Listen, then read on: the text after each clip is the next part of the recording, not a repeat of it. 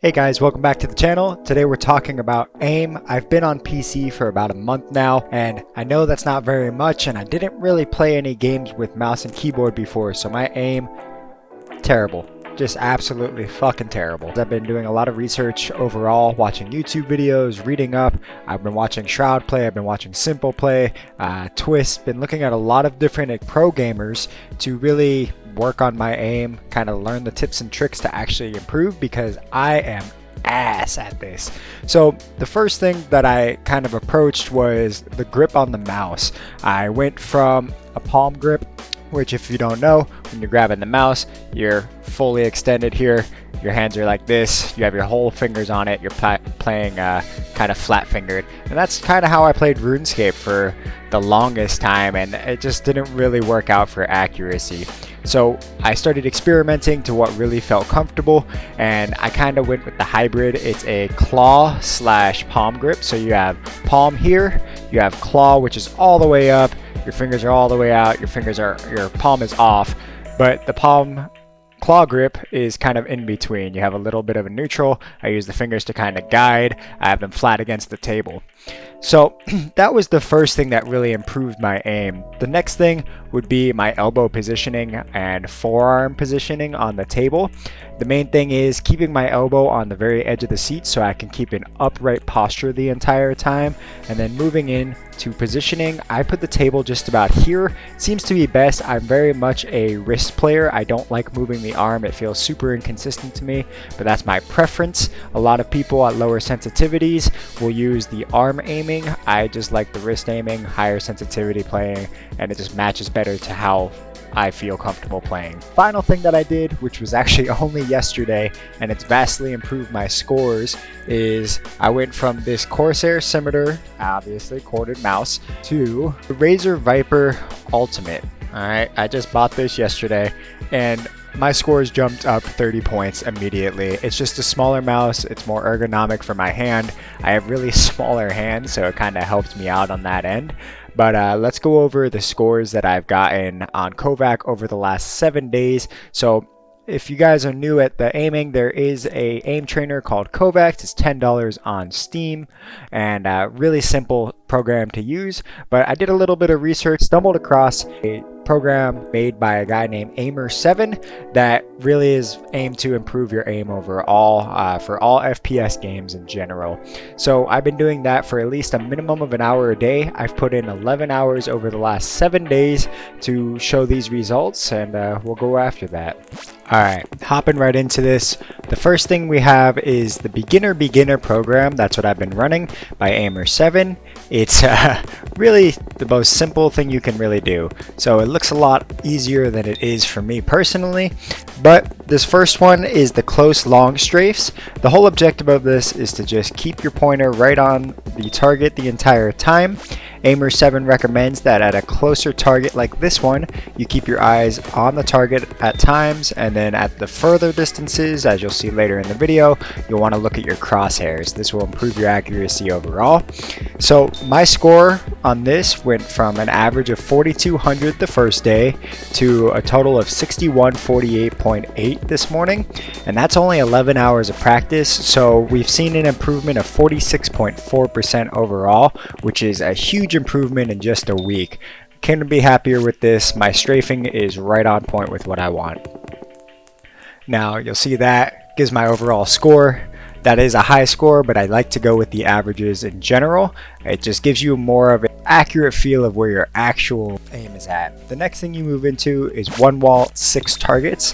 The whole point of this is flick training to make sure you have the most accurate depiction of your aim. And as you can tell, there's 6 targets at all times. Every time you shoot one, a new one appears, and you really just flick around the field. It's to improve your reflexes, improve your speed and precision, and overall, a lower sensitivity has really helped me. I sit around a 40, which is Overwatch or Call of Duty sensitivity, and it's just really been improving. So we went from an average of 86.05 on my first day to 95.31 today, which is an increase of 10.76%. Now, in Aimer7's program, he has a complete guide, a flick training guide, and a tracking guide. This is really just wherever you need improvement the most. I need improvement overall, so I went with the complete guide. It's super helpful, super useful, and this is where we ended up with that.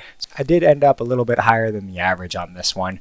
It doesn't happen too often, so we're going to keep trying until my average score is higher than the median, and then we'll progress into the next level of beginner. Now, this next one is the Fuglaaxylongstrafes small target training. Pretty easy. I'm not exactly sure how to pronounce it. It is made as an open source, so you can find this on their online setup. But the whole point of this, again, is tracking skill.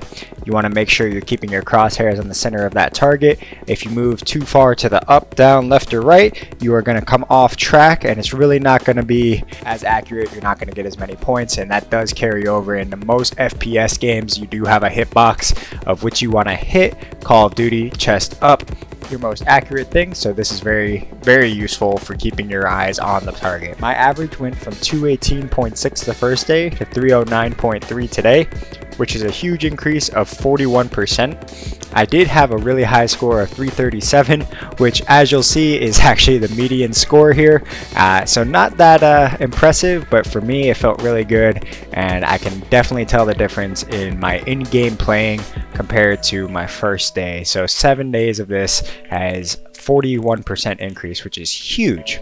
Moving in to Tile Frenzy, you'll see a lot of people playing this one. It's fun. It's easy to do. This is the strafing version. This is the recommended by Aimer7. So I'm going completely off his guide. I like workout routines. I like consistency. It's only a 30-second program, but it really is your reflex training, just flicking to the point as fast as possible. The more accurate you are, the higher your score. And my score went from 45.81 to 53.2 over the course of the week, 16% increase.